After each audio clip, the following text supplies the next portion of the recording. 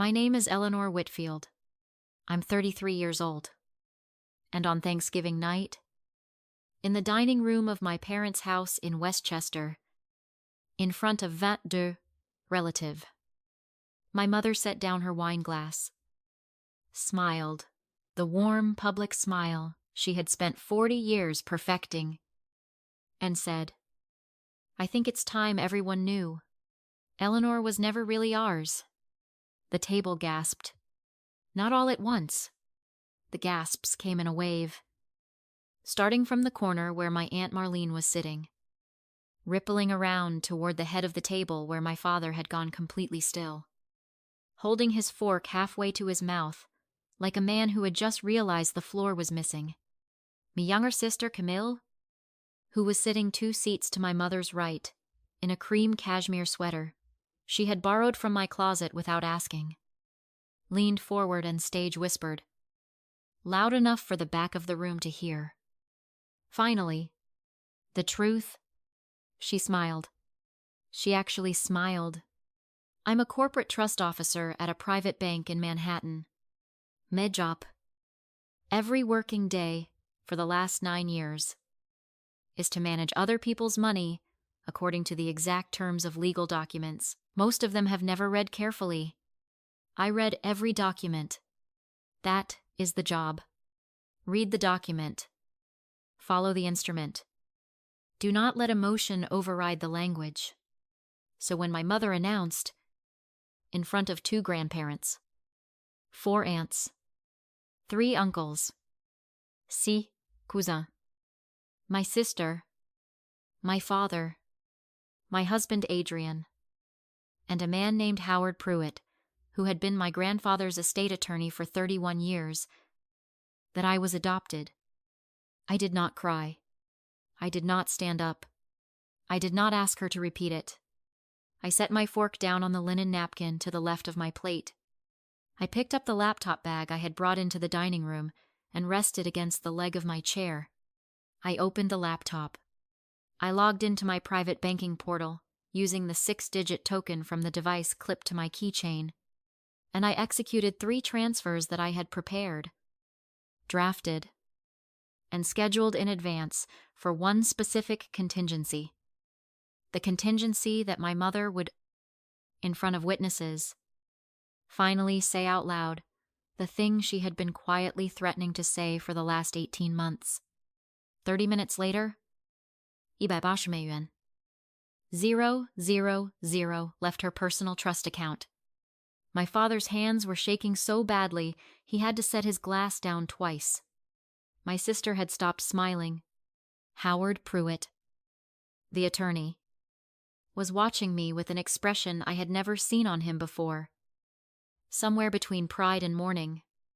And my mother, who had spent 33 years using the word adopted the way a magician uses a hidden card, had just discovered that the card had been counted.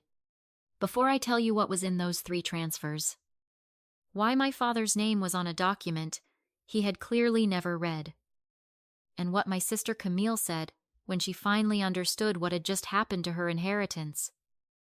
Tell me, what time is it for you right now, and where are you watching from tonight? I'm genuinely curious how far a story like this is going to travel by morning. The thing about being told you were adopted is not the information itself. I had known I was adopted since I was 11 years old. I had known because my mother had sat me down at the kitchen island after a school argument and used the word as a weapon. And then, when I cried, told me I must never tell anyone, especially not my father, because it would break him. To know you know.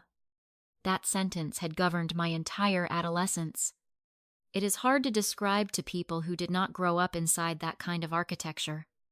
The way every Christmas became a performance, the way every birthday felt borrowed, the way I learned to monitor my own face in family photographs, scanning for proof that I belonged. My mother's name is Catherine Whitfield. She is 64 years old. Beautiful, in the careful, expensive way. Certain women in old money suburbs are beautiful, and she has spent her entire adult life perfecting the art of public warmth and private cruelty. My father, Robert Whitfield, is a retired cardiac surgeon. 71, a quiet man who built his career saving other people's hearts and who, for reasons I am still untangling, never seemed to notice what was happening inside his own house. My sister Camille is 82. She is, in the formal language of our family, the biological daughter. That phrase had been spoken in my presence twice in my life. Both times by my mother. Both times accompanied by the small, private smile she used when she wanted me to feel like a guest in my own home. The first time was when I was 14. At a charity gala, where someone asked which of us looked more like our mother. The second time was last year, at a Mother's Day brunch. When Camille announced she was applying to law school and my mother said to the table, "Well, of course she's brilliant. She's our biological daughter. She got Robert's mind and my discipline." Camille had laughed. My father had not. He had looked at me with an expression I could not place at the time, and then quietly excused himself to take a phone call that I am now fairly certain did not exist. I had let it go. I had spent 33 years letting it go. My grandfather, Edmund Whitfield, my father's father, did not let it go. Edmund was old money in the way. Only old money knows how to be. Quiet, restrained, almost embarrassed by it. He had built a real estate firm in the 1960s, sold it in the late 1990s, and lived for the next 25 years with a level of wealth that he never once mentioned in mixed company. He had 3 grandchildren, Camille, me, and our cousin, Theodore, my Uncle William's son, a 6-year-old hedge fund analyst who had been engineered from birth to inherit the kingdom. Edmund had, as far as the family knew, treated all 3 of us equally for most of our lives. Equal Christmas gifts, equal birthday cards with thoughtful handwritten notes, equal attention at family events. What the family did not know, what I did not know, what even my father did not know, was that 11 years before Edmund died, he had quietly restructured a substantial portion of his estate into a series of trusts whose beneficiaries were chosen not by bloodline, but by what he had called, in a private letter to his attorney, demonstrated character and observed behavior. Howard Pruitt was the attorney. Edmund died of a stroke 3 years before that Thanksgiving. When I was 30, the funeral had been small, dignified, exactly the way he would have wanted. At the reception afterward, my mother had pulled me aside in a hallway, gripped my forearm tightly enough to leave a mark, and said, "Whatever he left you, remember, it's only because he felt sorry for you. Don't make this weird for Camille." I had nodded. I had said nothing. I had walked back into the reception and accepted condolences from people who had loved my grandfather for the right reasons. 2 weeks after the funeral, Howard Pruitt had called me at my office and asked if I could come to his firm in Midtown for a meeting that he described as long overdue. I had gone the next afternoon. He had walked me into a wood-paneled conference room, set a thick folder in front of me, and said, "Eleanor, your grandfather left you a number of things. Most of them are not what you think they are. I am going to walk you through them very slowly. And I am going to tell you something he asked me to tell you in person.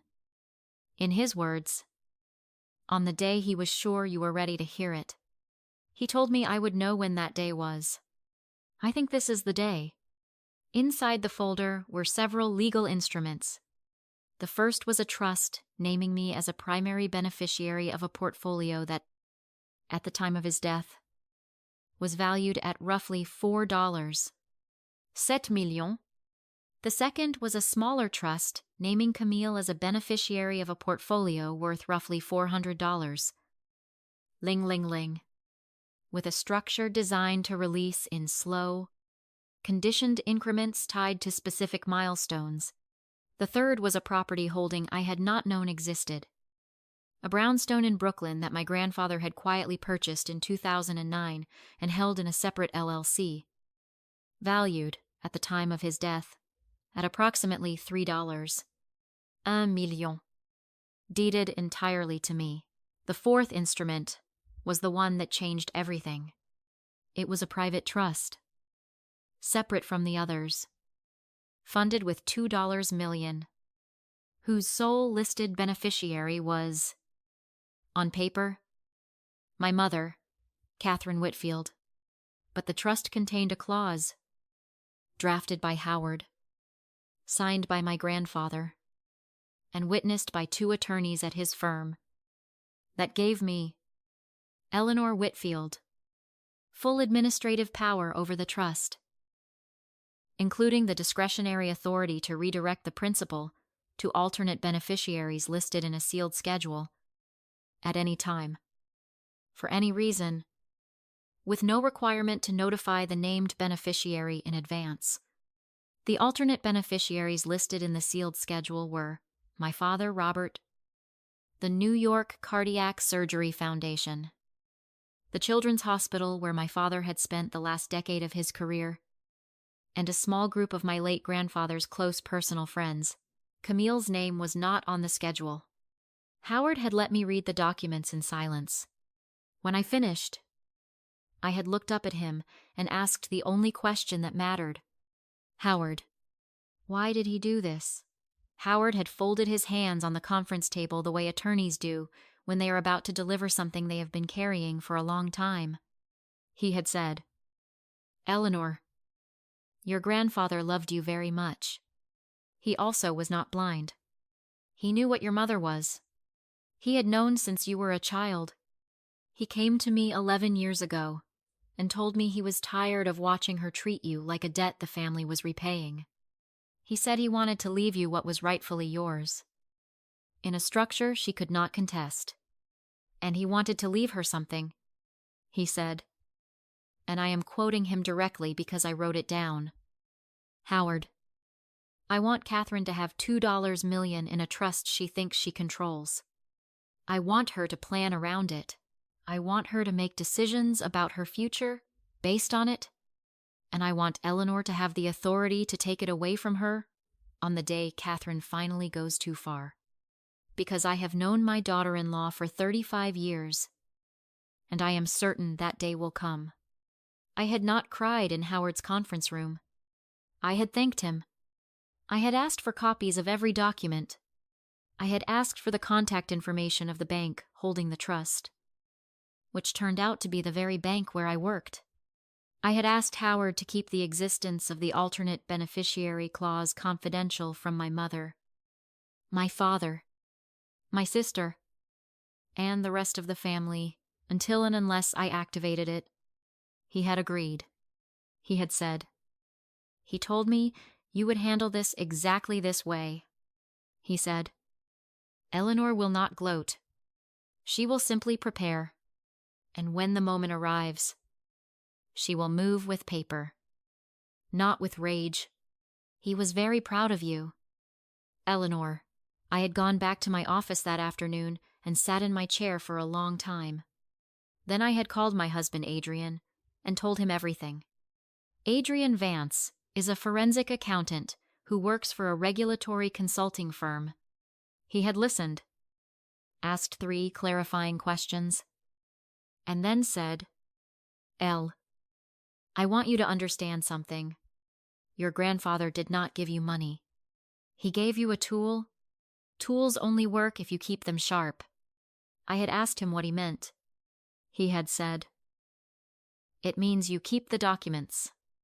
You keep the access. You keep the trust paperwork in order. And you wait.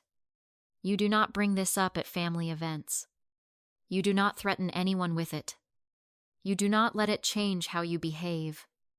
You let your mother be exactly who she is. And you watch. And you wait. And on the day she finally says the thing she has been wanting to say in public, you do not argue with her. You execute. I had done exactly that for 3 years. 3 years of Christmases, 3 years of Easters, 3 years of birthday parties for Camille's friends that I was expected to attend and bring expensive gifts to, 3 years of my mother making small, deniable cuts at family gatherings. Eleanor has always been our different one. Eleanor doesn't really look like the rest of us. Does she? We're so lucky Camille has Robert's eyes. 3 years of my father saying nothing.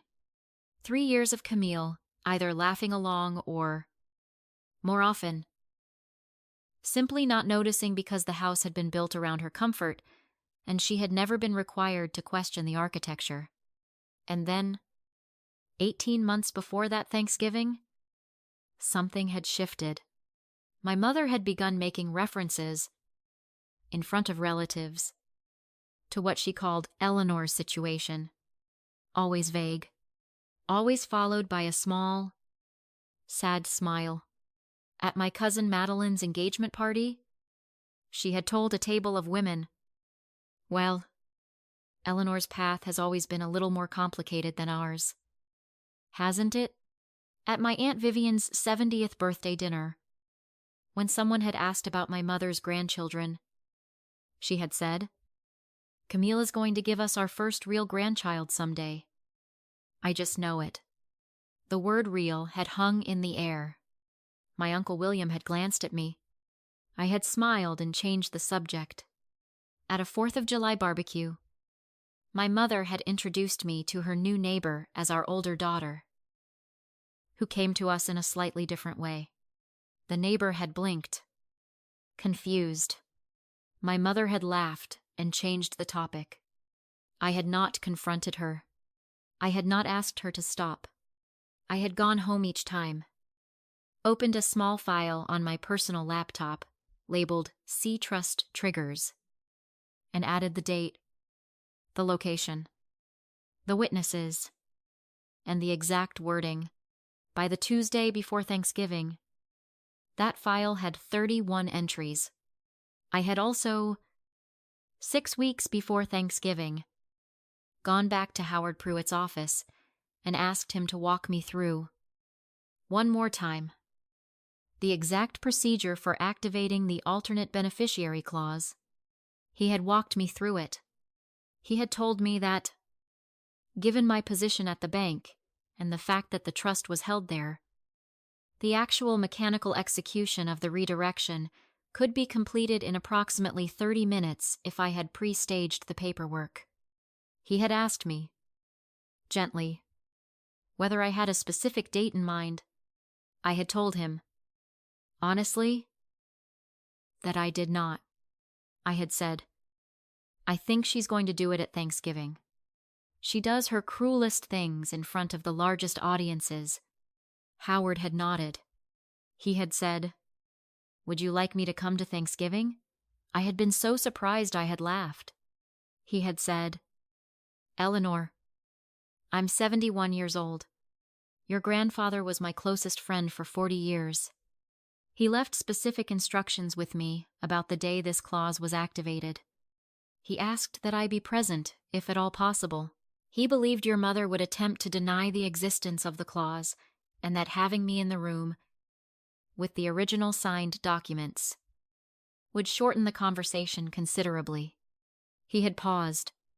He was right about most things. Eleanor, he was right about this too. I had agreed. I had told my mother, 3 weeks before Thanksgiving, that an old friend of my grandfather's would be joining us for dinner because he had no family of his own this year. My mother had been thrilled. My mother loved hosting wealthy older men who could vouch for the family's standing. She had set an extra place at the table. She had instructed me to seat him near her. I had instead, on the day of, quietly arranged the seating chart so that Howard sat directly across from her, with a clear line of sight. Adrian had flown in from a work trip the night before. He had asked me only one question on the drive up to my parents' house. "Elle, are you sure you want to do this in front of all those people?" I had said. "I am not doing it in front of all those people." "She is." "I am only responding." Adrian had nodded. He had said, "Okay, I'm with you. Whatever happens. I'm with you." We had arrived at my parents' house at 2 inches the afternoon. The dinner was at 4. 22 relatives had streamed in over the next 90 minutes. My mother had been radiant. In pearls and a navy dress, kissing cheeks and managing the kitchen with the practiced choreography of a woman who had hosted this exact event for 40 years. Camille had arrived 20 minutes late. In a cream sweater she had pulled from my closet during her last visit and never returned. She had not apologized for either. My father had been quiet. The way he was at every family event. Hovering near the bar he had set up in the den, pouring drinks for the men, smiling vaguely at the women, occasionally catching my eye across a room and looking away first. Howard had arrived at exactly 3:45, in a charcoal suit, carrying a small leather portfolio. My mother had greeted him warmly. He had been polite, gracious, charming, in the careful way attorneys are trained to be charming. He had sat where I had placed him. He had set the leather portfolio under his chair. We had said grace. My father had carved the turkey. The dishes had circulated. The wine had been poured. The first 35 minutes of the dinner had been completely normal. Then, somewhere between the second course and the third, when my Uncle William had told a long story about a deal he had recently closed, and my Aunt Marlene had complimented my mother's table setting, and the children at the kids' table had begun to get restless, my mother had set down her wine glass, smiled, and said the sentence she had been rehearsing for 18 months. "I think it's time everyone knew. Eleanor was never really ours." The gasps. The wave of them. Camille's finally. The truth. My father going still. My grandfather's old college roommate, who was sitting next to my Aunt Vivian, slowly setting down his fork. I did not look at my mother when she said it. I looked at Howard. Howard was already nodding. I reached down, picked up my laptop bag, set it on the dining room chair beside me, and opened the laptop. The laptop screen lit up the small portion of the dining room nearest me. My mother, who had clearly been expecting tears or arguing or some kind of theatrical breakdown, faltered. "Eleanor," she said. "What are you doing?" I did not answer. I logged in. I navigated to the trust portal. I opened the 3 transfer drafts I had pre-staged 6 weeks earlier. The first transfer redirected $1, $5 million from the principal of my mother's trust into the New York Cardiac Surgery Foundation, the charity my father had served on the board of for 12 years. The second transfer redirected $400, $000 from the principal into the children's hospital where my father had practiced. The third transfer redirected the final $100, $000, into a small scholarship fund my grandfather had established for first-generation college students at his alma mater. The total was $2 million. The entire principal of the trust. I executed the first transfer. Confirmation. I executed the second. Confirmation. I executed the third. Confirmation. The total movement, displayed at the top of the portal in the kind of small, clean font that bankers use, was $2 million. The first $180, $000, visible to the relevant accounts, had cleared in the first 90 seconds. The remaining funds would settle by end of business Monday. I closed the laptop. I looked up. My mother was staring at me. She had not yet understood what had happened.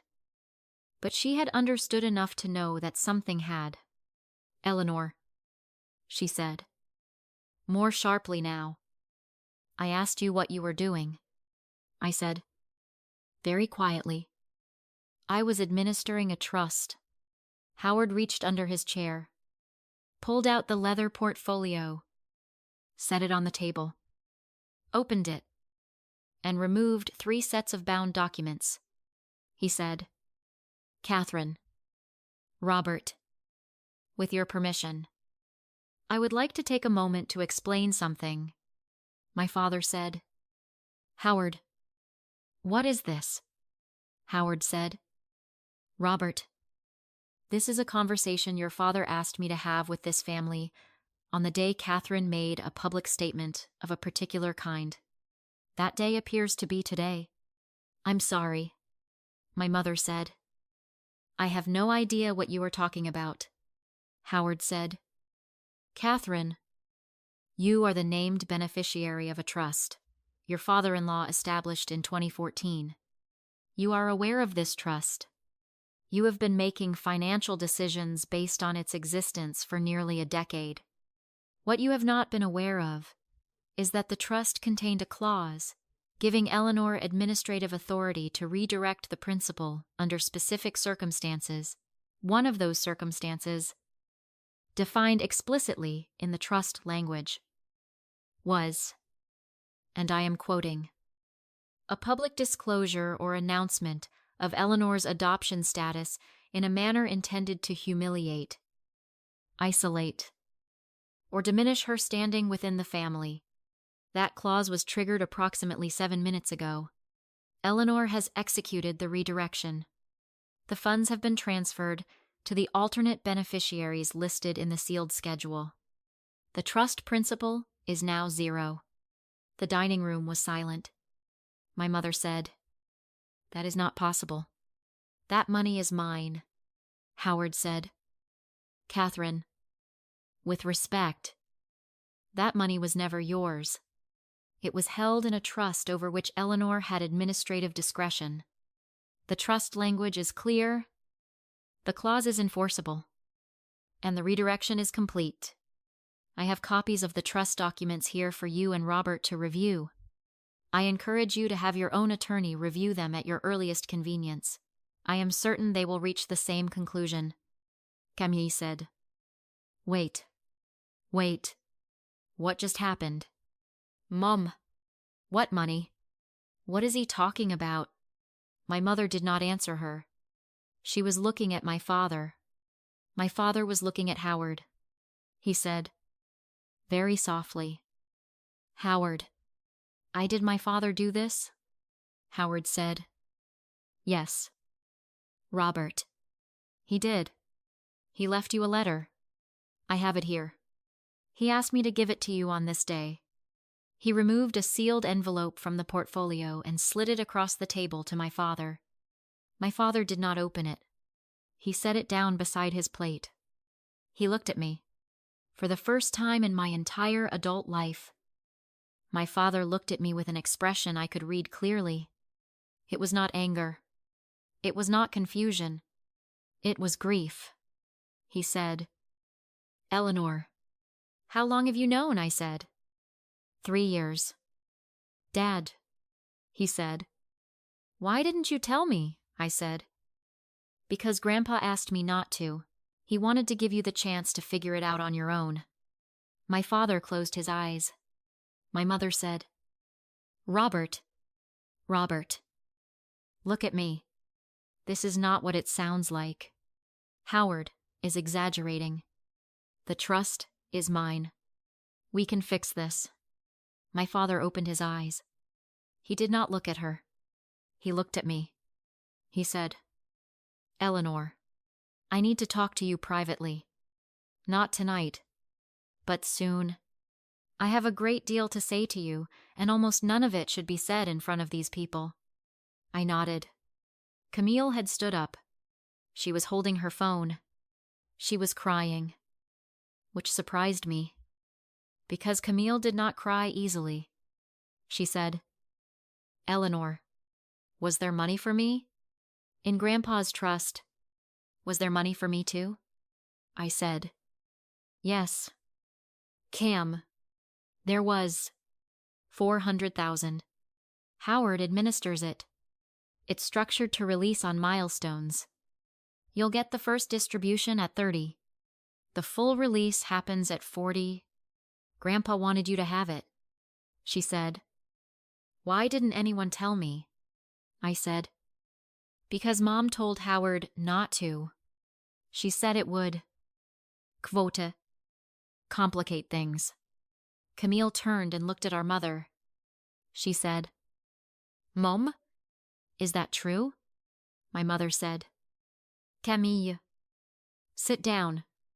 This is a lot of information and you are upset, Camille said. Mom, is that true? My mother did not answer. Camille looked back at me. She said, Eleanor, the thing I said, about the truth. Finally, I didn't know. I thought it was a joke we were all in on. About you being Mom's favorite to complain about? I didn't. I'm sorry. I looked at her for a long moment. I said, Cam, we can talk later. She nodded. She sat down. She did not look at our mother again for the rest of the meal. The dinner did not end immediately. That part surprises people when I tell this story. People expect the room to clear, the cars to peel out of the driveway, the crockery to be flung. None of that happened. What actually happened was much more honest. My Uncle William, my father's older brother, who had been quiet throughout the entire exchange, set down his napkin, stood up, walked around the table to where I was sitting, put his hand on my shoulder, and said, Eleanor, your grandfather and I had a complicated relationship. He thought I was reckless. He was probably right, but he loved you very much. And I want you to know that he talked about you to me, often, and with pride. I am sorry I did not see what was happening in this house. I should have. I'm sorry. He squeezed my shoulder once and walked back to his seat. My Aunt Marlene, who had been sitting next to my mother, slid her chair away from her, just a few inches, just enough to be visible. She said nothing. The shift was unmistakable. My grandmother, my father's mother Helen, who is 89 and had been quiet throughout the dinner, set down her teacup. She looked across the table at my mother. She said, in the small, clear voice she still has, Catherine, I have wanted to say this to you for 30 years. You have been a poor mother to that girl. You have been a poor wife to my son. And you have been a guest in this family for so long that you forgot you were not born into it. My husband saw it before I had the courage to. He acted. I should have acted years ago. I am sorry. Eleanor, I should have done more, my mother said. Helen said, I am not finished. I am 89 years old, and I am tired of pretending. Catherine, you will not be hosting Christmas this year. Christmas will be at my house. I will be inviting Eleanor and Adrian. And Camille, if she wishes to come. And Robert, you may attend if you behave. Those are my terms. My mother stared at my grandmother. She did not respond. She picked up her wine glass. She drank from it. She set it down. She stood up. She left the table. She did not come back. The rest of the dinner was completed. In something close to a daze, Howard quietly distributed the trust documents to my father and to Howard's own assistant, who had been waiting in a car outside and came in to take notes for the formal record. Adrian held my hand under the table. My father did not eat. Camille did not eat. The cousins at the kids' table, who had no idea what had just happened, ate 3 helpings of pie and asked when they could be excused. My grandmother ate her entire dinner with the calm of a woman who had been holding a sentence inside her chest for 3 decades and had finally been allowed to release it. My father stayed at the table after most of the relatives had begun to leave. He waited until the dining room was almost empty. Then he opened the envelope my grandfather had left him.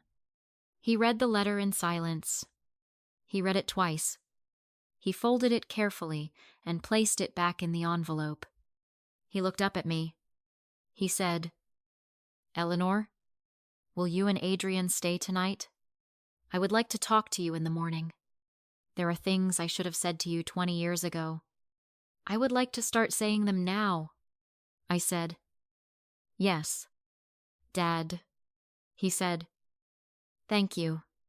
That night, in the guest room of the house I had grown up in, Adrian held me while I cried for the first time in 3 years. I cried for a long time. I cried for the version of me who had spent her childhood scanning family photos for evidence of belonging. I cried for my father, who had loved me in his own quiet way and had not protected me, and who was now going to spend the rest of his life understanding what that had cost. I cried for Camille, who had grown up inside a story she had not written, and who was now going to have to decide what kind of adult she wanted to be once that story collapsed. I cried for my grandfather, who had seen everything, and who had loved me enough to leave me a tool sharp enough to do what I could not do with words. I did not cry for my mother. I have not cried for my mother since. The next morning, my father and I sat in the kitchen for almost 3 hours. He told me things I had not known. He told me that he had suspected, for years, that something was wrong in the way my mother treated me, and that he had told himself she was simply harder on me because I was older, more capable, more like him. He told me that he had been a coward. He used that word himself. He said, "Eleanor, I was a coward. I was good at fixing hearts in operating rooms because hearts in operating rooms cannot speak. I was bad at fixing the heart of my own daughter because that required listening. And listening required hearing things I did not want to hear. I am sorry." I asked him whether he had known about the trust. He said no. He said he had known his father had made some estate decisions in his last decade, but had never asked for details because his father had told him, "Robert, you don't need to know. You're going to find out one day. And on that day, you'll understand why." My father had assumed his father was being theatrical. He had not been.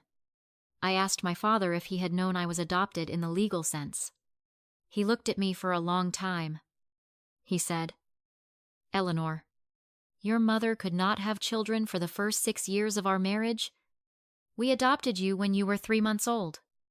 We adopted you legally. Completely. As my daughter. When Camille was born 4 years later, your mother changed. I do not know exactly when or why, but she changed. She started treating you as if you had been borrowed. I told myself she was overwhelmed. I told myself it would pass. It didn't pass. I should have done something. I didn't. I am sorry." I asked him whether he loved me. He said, "Eleanor, you are my daughter. You have always been my daughter. I have loved you since you were 3 months old. I love you now. I will love you when I am dying. I am ashamed I did not show it the way you needed.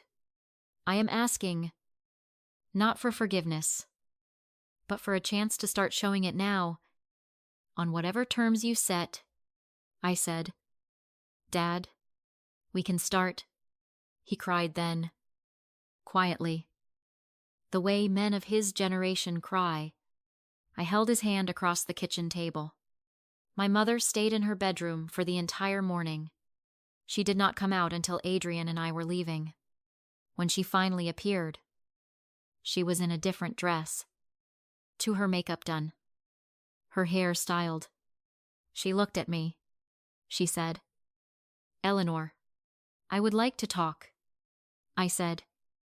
Mom, not today, she said. Please, I said. Mom, 3 years ago.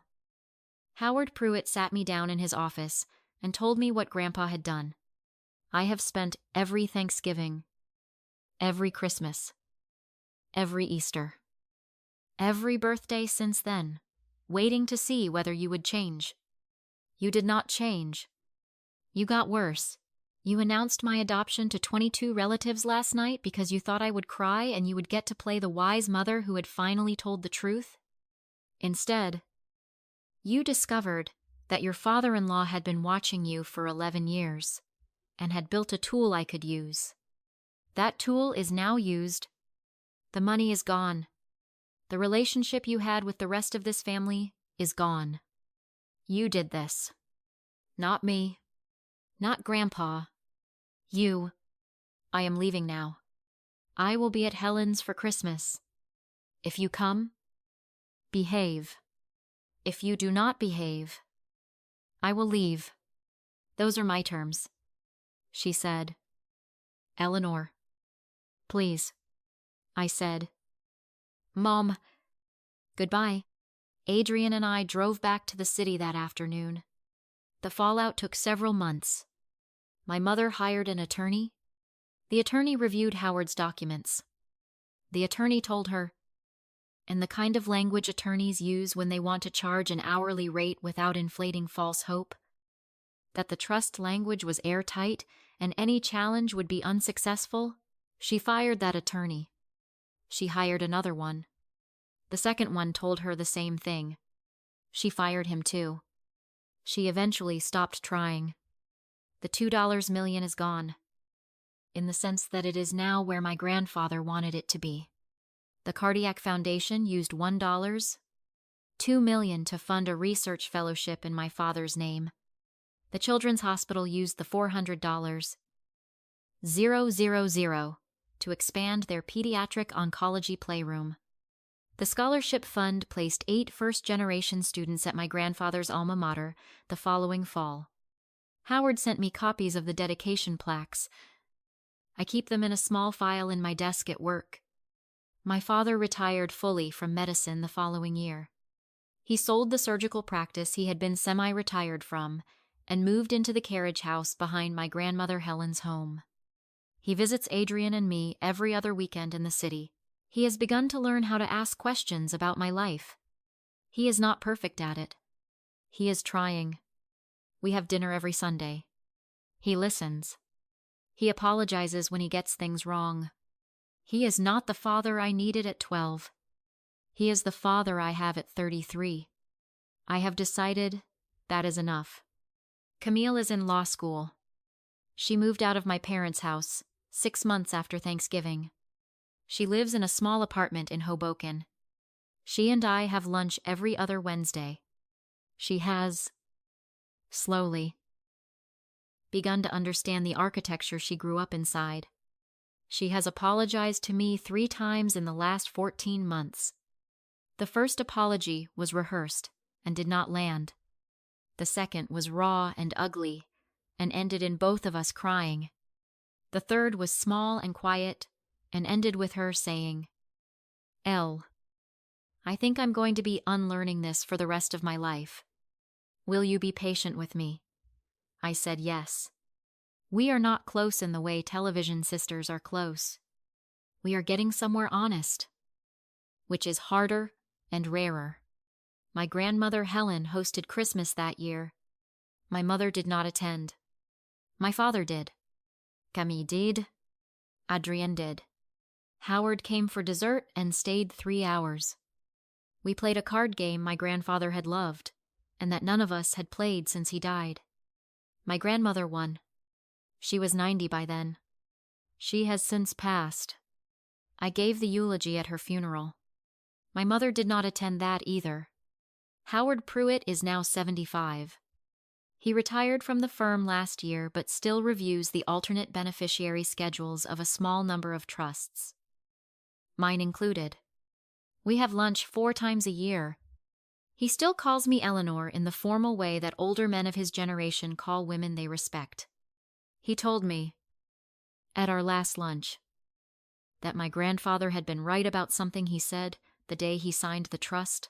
Howard had asked him whether he was sure he wanted to give a two-year-old granddaughter administrative authority over $2 million held in her own mother's name. My grandfather had said, "Howard, Eleanor will not use this lightly. She will use this once, and on the day she uses it, she will use it correctly. Some people are born readers of paper. She is one of them. Trust her."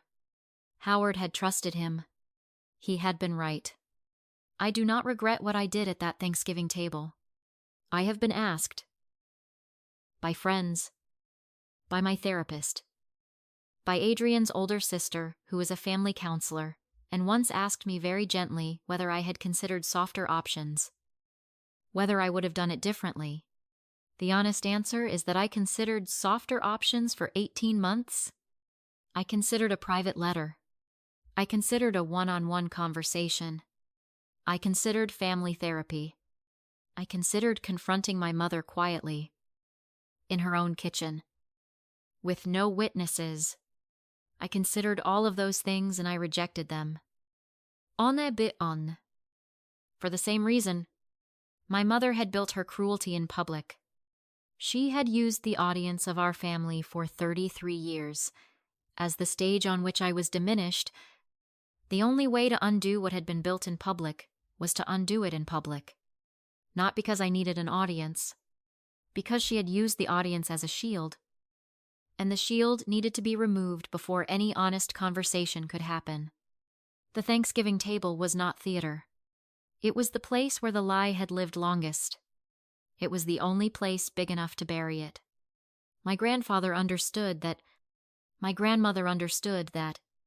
My father came to understand it. My sister is still understanding it. My mother, I suspect, will go to her grave, not understanding it.